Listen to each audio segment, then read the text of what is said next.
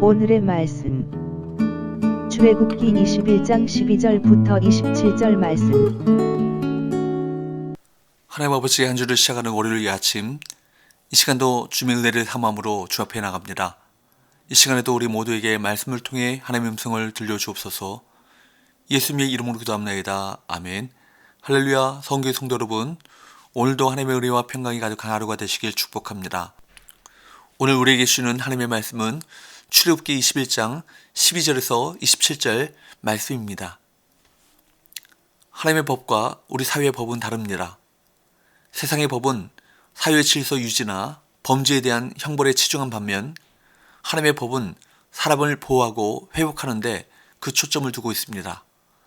세상의 법은 세상을 유지하기 위해 존재하지만 하나님의 법은 하나님의 사람을 보호하고 온전히 세우기 위해 존재하기 때문입니다. 하나님께서는 살인에 대해 대원칙을 분명하게 제시하십니다. 사람을 죽인 자는 반드시 죽어야 한다는 원칙입니다.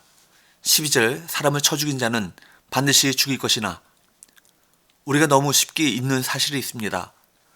생명은 하나님께서 창조하시고 부여하셨다는 사실입니다. 그렇기 때문에 생명과 삶을 파괴하는 행동은 단지 대인적, 대사회적 범죄가 아니라 하나님의 창조를 파괴하는 범죄인 것입니다. 살인뿐 아닙니다. 모든 범죄와 죄악 그리고 모든 행동은 하나님 앞에서 하는 것입니다. 우리의 모든 행위를 하나님께서 보고 계시고 판단하신다는 사실을 잊지 말아야 합니다. 하나님께서는 행위만을 가지고 판단하지 않으십니다. 마음과 중심을 살피십니다. 그러기에 하나님께서는 실수로 사람을 죽인 사람과 고의로 살인한 사람에게 다른 형벌을 명하십니다. 우리는 결과 중심의 세상을 살아갑니다. 합격과 불합격, 가진 자와 가난한 자 등 결과로 사람을 나눕니다. 하지만 하나님께서는 겉으로 드러나는 실수나 실패를 보지 않으십니다. 온전한 마음의 순종을 보십니다. 15절부터 17절까지는 반드시 죽여야 할 죄가 나열되고 있습니다. 부모를 공격하는 것과 다른 사람을 납치한 것입니다. 부모는 자녀에게 생명을 부여했다는 의미에서 하나님의 대리자라고 이해할 수 있습니다. 따라서 부모에 대한 모욕과 공격은 하나님에 대한 모욕과 공격이 되는 것입니다. 사람을 납치하는 것도 마찬가지입니다. 모든 사람은 하나님의 형상으로 창조되어 존엄성을 지닙니다.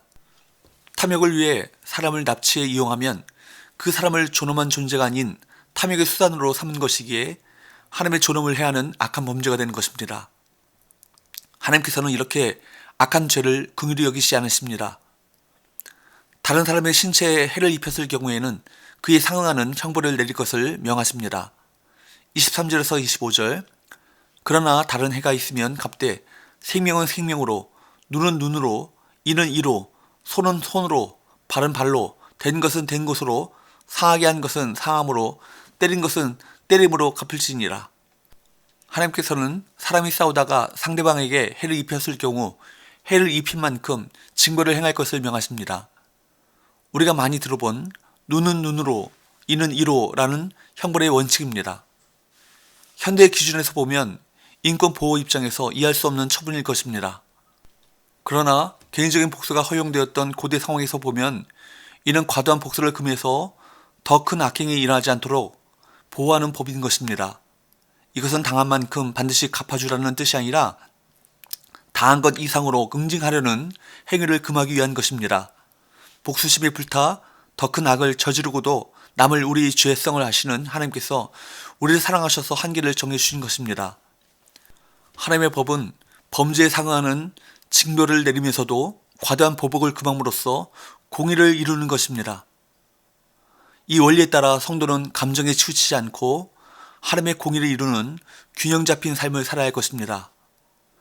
하나님께서는 특별히 종에 대한 세부적 보상을 율법 안에 넣으십니다.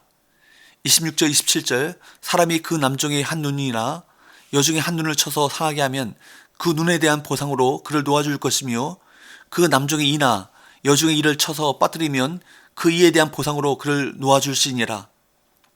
종에 대한 세부적 보상을 율법 안에 넣으신 이유는 아무래도 종들이 신분 때문에 신체적 학대를 당해도 피해를 구제받기 어렵기 때문입니다. 하나님께서는 눈과 치아와 같은 항구적 손상을 받을 경우 그 종은 자유를 얻어야 한다고 규정하셨습니다. 하나님께서는 사람들이 눈여겨보지 않는 종의 아픔과 억울함을 다 아시고 보호해 주시는 분이십니다. 우리는 물론 사회의 법을 온전히 준수해야 합니다. 하지만 우리 삶은 그 차원을 뛰어넘어 약자를 보호하고 피해를 당한 사람을 회복시키기 위한 하나님의 법을 중심에 두고 살아가야 합니다. 그저 범죄를 행하지 않는 선량한 시민으로 머무르는 것이 우리의 목표가 아니죠. 세상을 더 온전하게 하고 성경의 회복적 사랑과 정의를 행하는 하나님의 신실한 백성이 되는 것이 우리의 목표가 되어야 할 것입니다. 기도합시다.